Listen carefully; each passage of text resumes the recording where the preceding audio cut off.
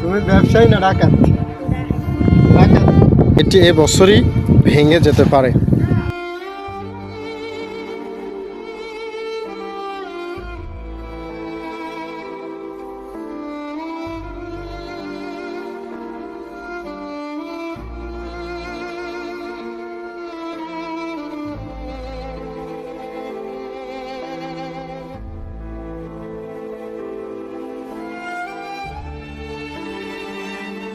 বাঘমারা নদী, নদীর কিনারে রয়েছে একটি জাহাজ।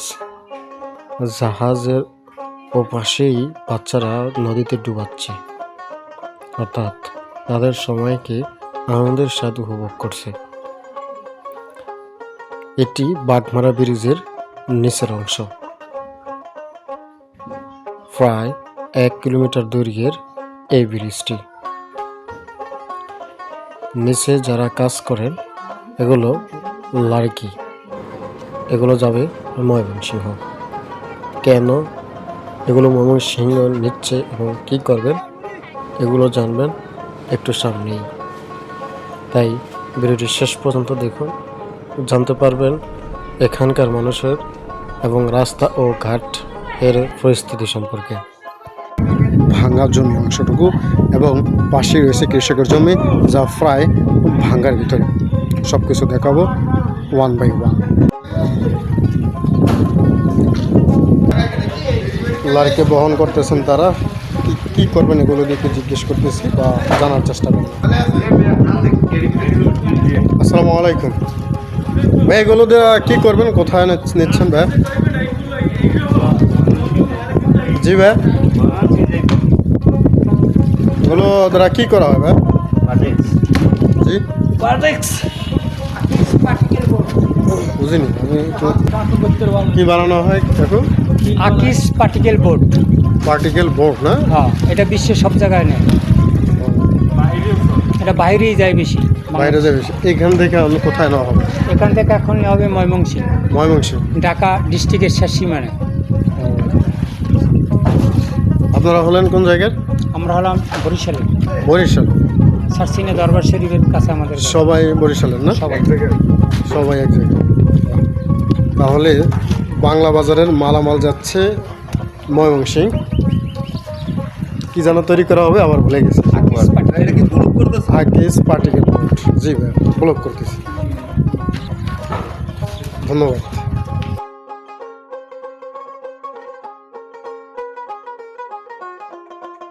গরু নীরবে শান্তিতে ঘাস খাচ্ছে। বাচ্চারা তাদের সময়কে উপভোগ করছে সাঁতার কাটার মাধ্যমে। এই বাঘমারা নদীতেই তিনি মাছ ধরতেছেন জাল মেরে। আমরা জানবো ওনার জাল মারা সম্পর্কে এবং এখানের কিছু তথ্য সম্পর্কে। অনেক পর্যটক আসেন, প্রায় 5টা থেকে কিংবা 4টা দিকে অনেক পর্যটক আসেন এই ব্রিজ থেকে এখানকার পরিবেশ পরিস্থিতি উপভোগ করার জন্য। তিনি এখানে জাল মেরে মাছ ধরতেছেন। তবে এখানে সবচাইতে বড় দুঃখের বিষয় হচ্ছে, এই হচ্ছে কৃষকের জমিন। ধান রোপণ করার পূর্বে জ্বালা রোপণ করেছেন, যেটাকে ধানের চারা বলা হয়। এগুলো হয়তো তিনি এখান থেকে স্থানান্তর করে অন্য জায়গায় রোপণ করবেন বা চাষ করবেন। কিন্তু এই হচ্ছে নদী, এই নদীর একদম কাছে হচ্ছে কৃষকের জমি।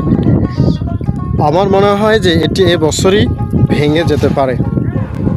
তিনি এই মুহূর্তে জাল মেরেছেন। কি কি মাছ উঠে এখন এই জালে আমরা তা পর্যবেক্ষণ করব। জাল উঠানোর পূর্বেই বলতেছি, এই জমিটি হয়তো 1 বছরের ভিতরে নাও থাকতে পারে। কাকা, এই যে আমরা যে নদীটা দেখতেছি, এই নদী তো আগে অনেক চিকন ছিল না? আরো ওইদিকে ছিল। ও, তাহলে ওইদিকে ছিল সর, মানে ওইদিকে সর করছে আর এদিকে বড় হয়ে গেছে। তাহলে আমরা দেখতে পাচ্ছি যে এখানে ভাঙ্গার অনেক জায়গা রয়েছে, এখানে জালও রয়েছে। এটা এবছর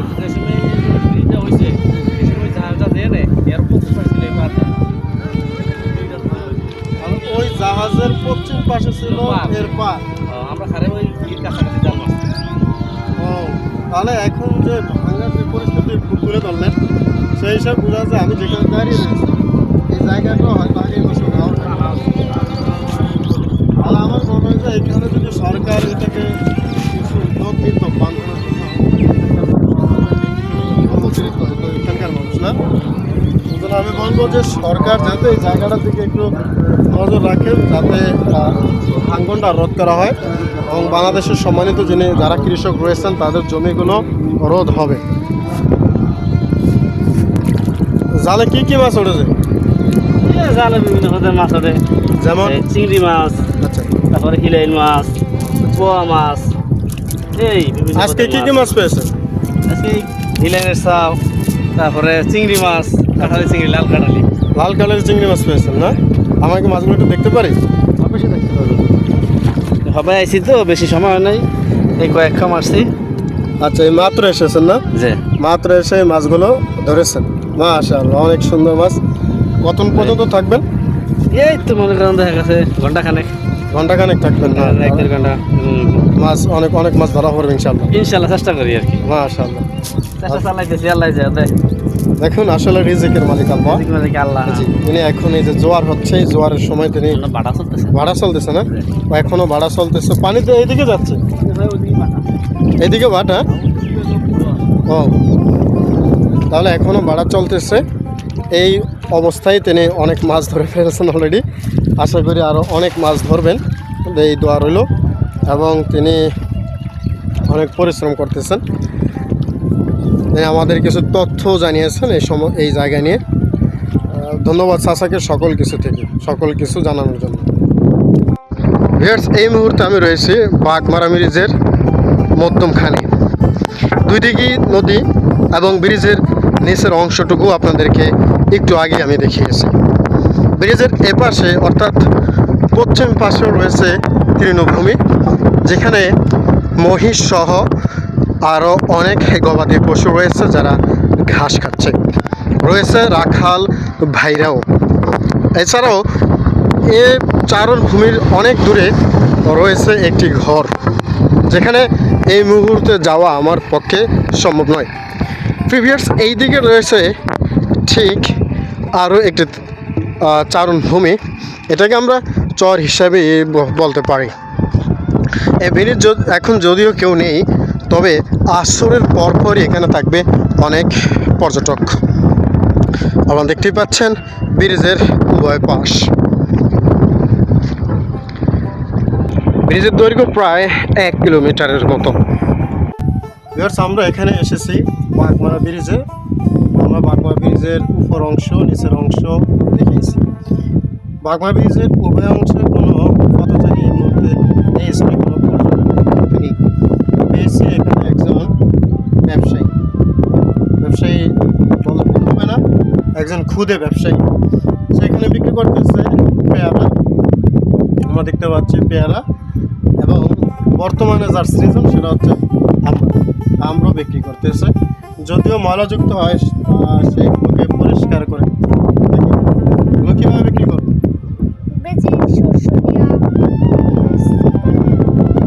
সরিষা মরিচ দিয়ে বানিয়ে দাও। একটি আমরা কত টাকা বিক্রি করো? 10 টাকা একটি আমরা বিক্রি করি। তো তুমি এখানে এসেছো কখন? মাত্র এখানে এসেছো, যাওয়া কখন? সন্ধ্যা। এগুলো তো সবগুলো বিক্রি হয়ে যাবে না? এখন তো আমি কোনো মানুষ দেখতে পাচ্ছি না। কখন আসবে? 4টা বা 5টার দিকে এখানে অনেক পর্যটক আসবে। আমরাগুলো তোমার বিক্রি করো। আর এই যে পেয়ারা আছে, পেয়ারা বিক্রি করো। 10 টাকা নাকি? এটা তো আমি দেখতেছি ছোট বড় আছে। এটাও 10 টাকা, এটাও 10 টাকা। তাহলে যে কিনবে, যে আগে কিনবে সে জিতে যাবে, আর যে পরে এটা কিনবে সে তো তাহলে কেমন? তুমি এটার চাইতে এটার দাম একটু কম হওয়া উচিত ছিল না?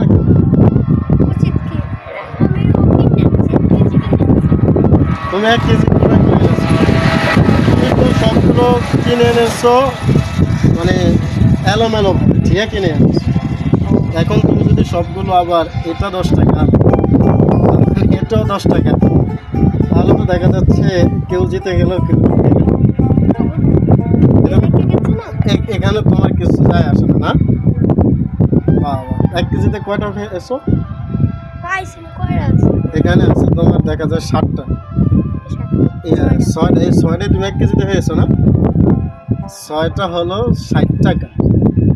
তাহলে তুমি পেয়েছো কত টাকা দিয়ে কিনেছো? 30 টাকা। 30 টাকা দিয়ে কিনে তুমি 60 টাকা বিক্রি করছো, 30 টাকা লাভ পেয়েছো। তুমি ব্যবসায়ী না ডাকাত? ডাকাত। ও নিজেই স্বীকার করেছে যে আমি ডাকাত। 30 টাকা কিনে 60 টাকা বিক্রি করছো। আমরাগুলো কিনে এনেছো না নিজের কাছে? কিনে এনেছো, হ্যাঁ? অনেক ময়লা দেখা যাচ্ছে আমরা তো।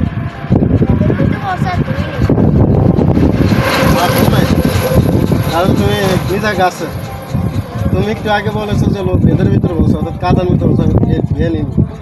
ধুই আনি না, আমি কিনছি ঠিক আছে, কিন্তু আমি বাইরে তো ধুইনি, এটা বুঝছি। আমি তো কই নেই যে আমি কিনে আনছি, কিন্তু আমি তো কই নেই, এটি আমার কাছে। তুমি বলেছো আপনি বুঝলেন কিন্তু আমার এটি কিনে আনছি না আমার কাছে। না, তুমি বলছো যে বেদনার মধ্যে পড়েছে, আমি জানতে পারছি হেনে ভেতর অবশ্যই আছে। যে এখান থেকে পেরেছো, ভেতর অবশ্যই আছে, কারণ এটা বসে যাবে। মানে তুমি পেরেছো। আমি বাইরে আমি আনছি। তার মানে তো নিজের গাছের তাহলে আমি অন্য কারো কাছে অন্য কারো গাছের তুমি পেরে এনেছো। বুঝতে পেরেছি। ওইখানে 10 টাকা দাম বিক্রি করতেছে। আমি একটু মজার ফলেই অনেক কথা বললাম ওর সাথে। তবে কোনো ব্যবসা করতেছে এবং এখানে অনেক ফোন বসে হয়েছে। তুমি পড়াশোনা করো না? বলছিলাম কোন ক্লাসে পড়ছো? থ্রিতে আমি তো 3 পর্যন্ত পড়েছো, এখন পড়ো না? পড়ি না। কেন? হ্যাঁ? কি জন্য পড়ো না? বাসা থেকে নিষেধ করছো? না তুমি পড়ো না? তোমার অন্য কোনো ভাই বোন নাই? তোমার বড় না কিছু? তারা কি করে? তারা পড়াশোনা করে? ঘরের ভিতরে তুমিই বড়, ছোট ভাই বোনদের মধ্যে তুমি বড়। তোর বাবা কি করে? তাহলে তো ভালো, তাহলে তো তোমার বাবা ভালো কাজ করতেছে। টাকা পয়সা খারাপ না, ভালোই হয়েছে। তাহলে তো তুমি পড়াশোনা করতে পারো। এ সময় তোমার এগুলো নয়, বরং কলম খাতা হাতে নিয়ে টেবিলে থাকার কথা। পড়াশোনার কোনো বিকল্প এই পৃথিবীতে নেই। তাই তোমার এখন এই মুহূর্তে পড়াশোনা করে এ হচ্ছে ব্রিজের শেষ অংশ। যে ঘরগুলো এখানে দেখতে পাচ্ছেন, এখানে গরু এবং মহিষ রাখা হয়। সন্ধ্যায় রাখালরা তাদের গরু এবং মহিষকে বিল থেকে নিয়ে আসেন ঘাস খাওয়াইয়া। তারপর এই জায়গায় সেগুলোকে বেঁধে রাখা হয়। কলার বাগান, সারি সারি কলা গাছ রোপণ করা হয়েছে এই জায়গায়। কিছু জায়গায় কিছু গাছে কলা রয়েছে এবং কিছু গাছে কলার মোচা রয়েছে।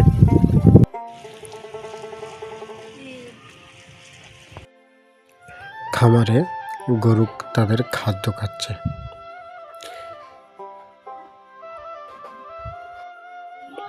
বর্ষায় রাস্তার অবস্থা করুন।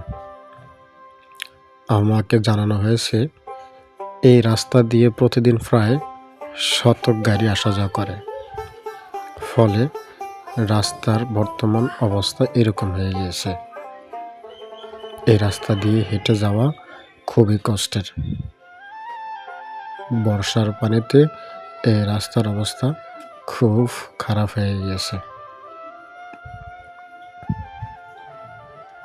প্রাথমিক বিদ্যালয়, স্টুডেন্টস কম, গ্রামের স্কুল।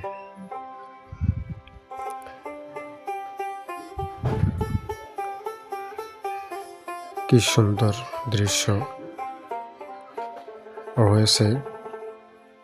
একটি নৌকা যা ঘাটি বাঁধা, এটি দিয়ে প্লাফান দুষ্টমি করে। এটি একটি কবর যার খবর কেউ নেয় না।